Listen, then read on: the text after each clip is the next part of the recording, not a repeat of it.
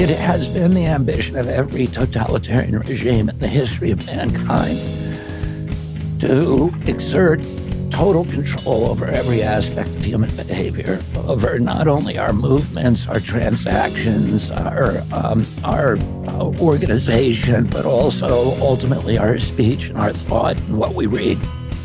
In the past, none of those regimes has been able to manage that because they simply did not have the technological capacity to control every aspect of human behavior, to control what you were doing, what you were saying in your house, what your movements were, even your sexual behavior they want to control.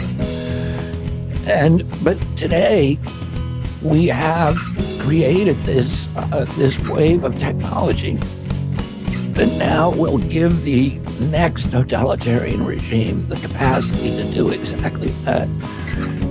So they know where you are all the time through GPS technology for facial recognition. If you want to see what kind of the future is, look what's happening in China today, where every move is monitored, where your face is recognized and the information stored when you walk down the street, where your telephone calls are monitored, where your emails and text messages are all monitored and stored.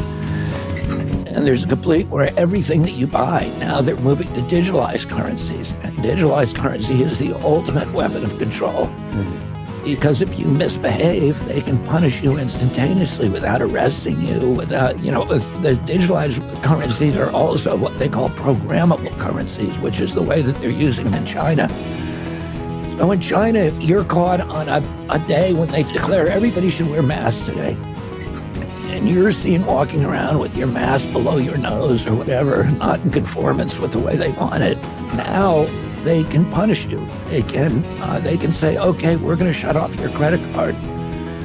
So they will only function in grocery stores that are within a 3-block, walk from your house.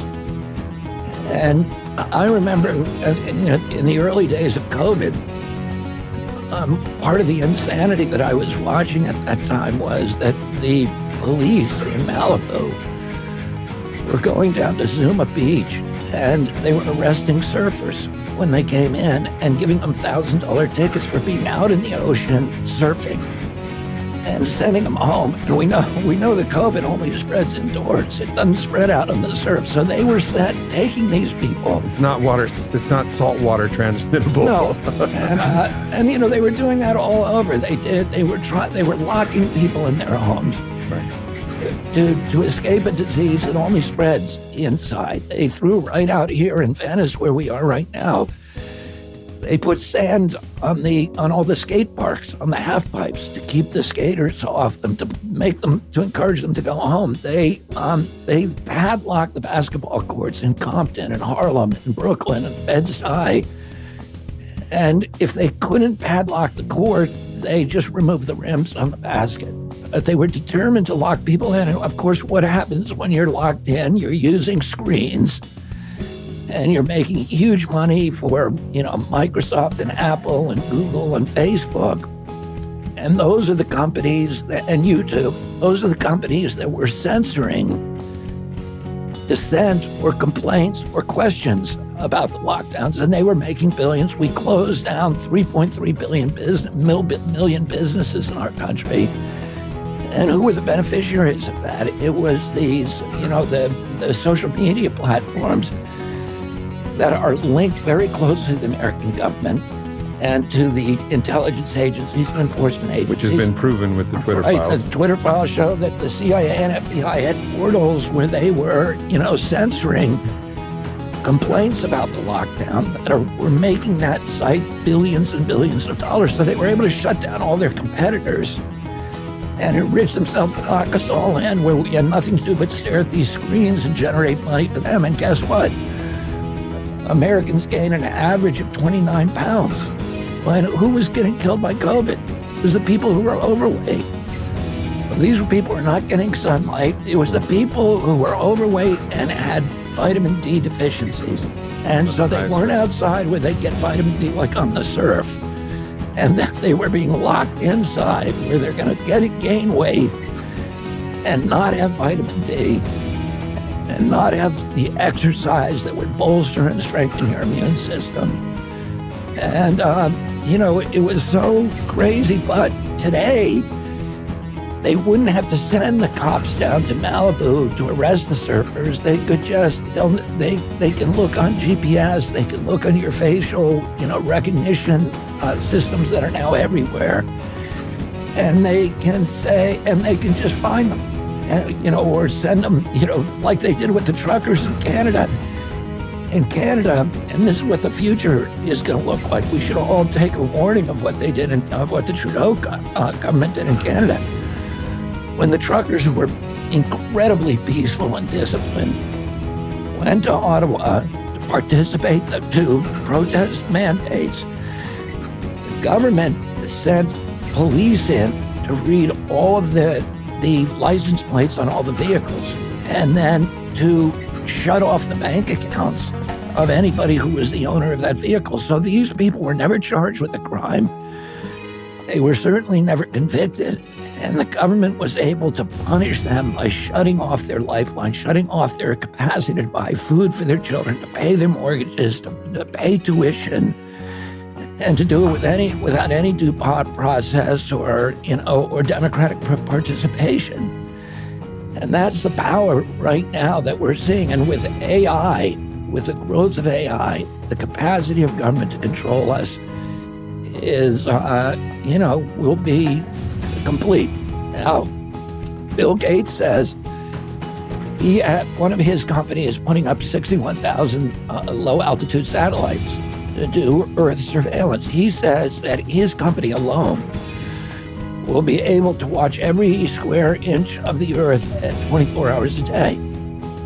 So, the capacity of people to escape that kind of surveillance and to live, free lives is going to be the power. What we're creating is this kind of turnkey totalitarianism, where the next totalitarian regime that steps up and really wants to clamp things down, they're going to have all of these mechanisms in place like no regime has had it in human history.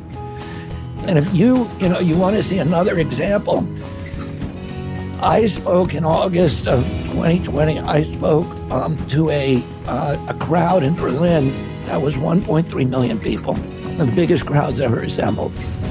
There was not a single article about it in the U.S. papers and most of the European papers.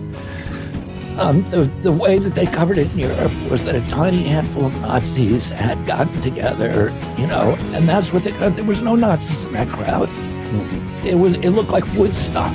There were rainbow flags, and it was, the MC of the event was a black Ghanaian. There was like Hare Krishna people on the stage. There was Green Party people, Labor people. It had nothing to do with Nazis, but the way the European and American press covered it is that there were Nazis protesting the lockdowns. And that happened time and again. There were millions of people. There were demonstrations again and again and again in Austria and England and France and Germany and Australia. And I had over 1 million people and no coverage in the press. And so the capacity to, it's like Emerson, asked the question, if a tree falls in the forest and nobody was there to hear it fall, did it actually happen? Well, that's the same thing. If you have a demonstration with 1 million people and nobody hears it, nobody sees it, it didn't actually happen. And the regime is able to create a reality. And that reality is it's a parallel reality that is not true. But you saw the creation of parallel realities throughout the pandemic, and you saw the number of people who bought into the official reality, which we know was not true. It was filled with falsehoods and deception. And yet a majority of people not only bought into it, but they also actively participated in punishing the people who were living in, the actual fact-based reality, rather than the propaganda-based reality. Yeah.